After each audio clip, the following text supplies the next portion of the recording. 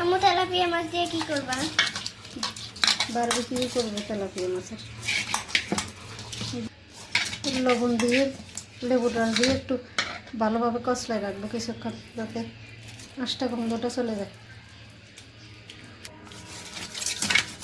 এইভাবে মাখা কিছুক্ষণ রাখলে গন্ধটা চলে যাবে। অনেক ময়লা পানি বেরিয়েছে, এখন কিছুক্ষণ রেখে দিব।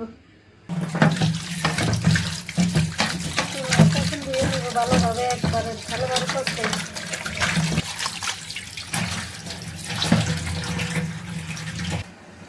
মাছটা এখন ধুয়ে রাখলাম, পানি ঝরে গেলে তারপরে মশলাটা মাখবো। কি কি মশলা দিতেছো এখানে? এই যে রসুন বাটা নিলাম, আদা বাটা নিলাম, একটু মরিচের গুঁড়ো, একটুখানি লবণ, সামান্য একটু হলুদের গুঁড়ো। এখানে সব মশলা একসাথে গুঁড়া করে রাখছিলাম, ওইগুলো নিয়ে নিলাম। একটু টক দই দিয়ে দিলাম, সামান্য পরিমাণ সয়া সস। এখানে দিয়ে দিলাম একটু বারবিকিউ সস। এই যে এগুলো বারবিকিউ সস নিয়ে নিলাম একটু। দিয়ে দিলাম একটু টমেটো সস। এখন দিয়ে দিলাম তেল। এখন একটু মেখে নিব মশলাগুলো ভালোভাবে। এই যে মশলাটা ভালোভাবে মেখে নিলাম, মাছের সাথে মিক্স করে নেব।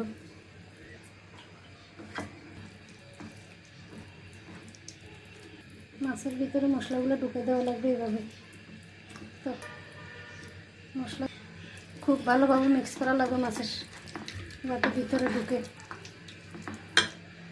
উল্টিয়ে পাল্টিয়ে ভালোভাবে মশলাগুলো মিক্স করা লাগবে। এই যে এখন 2 ঘন্টার জন্য রেস্টে দিয়ে দিব। ফ্রিজে রাখলে আরও ভালো, ফ্রিজে রাখবো না, এখন ঠান্ডার দিন। এই মাখানো হয়ে গেছে, এখন রেস্টে থাকবে 2 ঘন্টা। ঢাকনা দিয়ে দিলাম। এই 2 ঘন্টা পরে চলে আসলাম, মাছটা এখন ভেজে নিব। আবার একটু মিক্স করে দিলাম।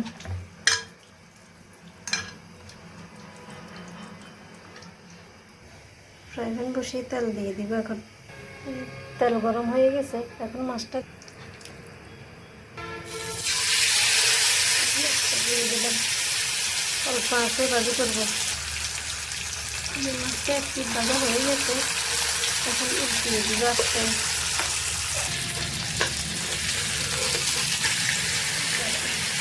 মাছটা উল্টিয়ে দিলাম।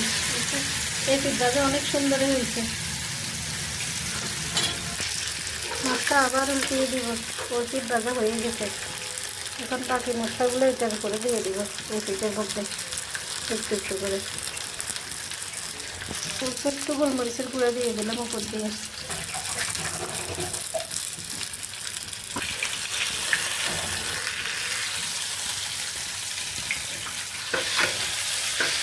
উল্টিয়ে দিলাম মাছটা আবার। এখন আবার একটু ভালো করে একটু ভাজবো। এই যে মাছটা অবশেষে ভেজে নিলাম, অনেক সুন্দর হয়েছে কালারটা।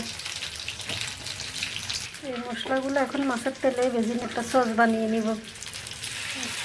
এরকম সস দিয়ে খেতে অনেক মজা লাগে। সসগুলো এইভাবে এই মাছের উপরে একটু গোলমরিচের গুঁড়া দিয়ে দিলাম, বাকিগুলো এই মশলার সাথে দিয়ে দিলাম, একটু মিক্স করে দিলাম।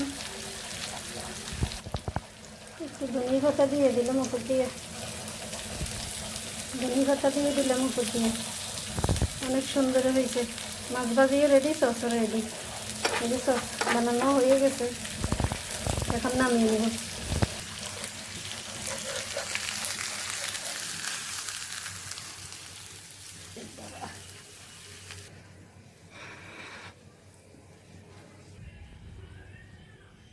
এখন খেয়ে নিব। মশলাগুলো নিয়ে নিলাম। এখানে মেয়োনিজ বানিয়ে নিলাম, এখানে শসা কেটে নিলাম, লেবু নিলাম, পেঁয়াজ কেটে নিলাম। এই যে নান রুটি নিয়ে আসলো বাজার থেকে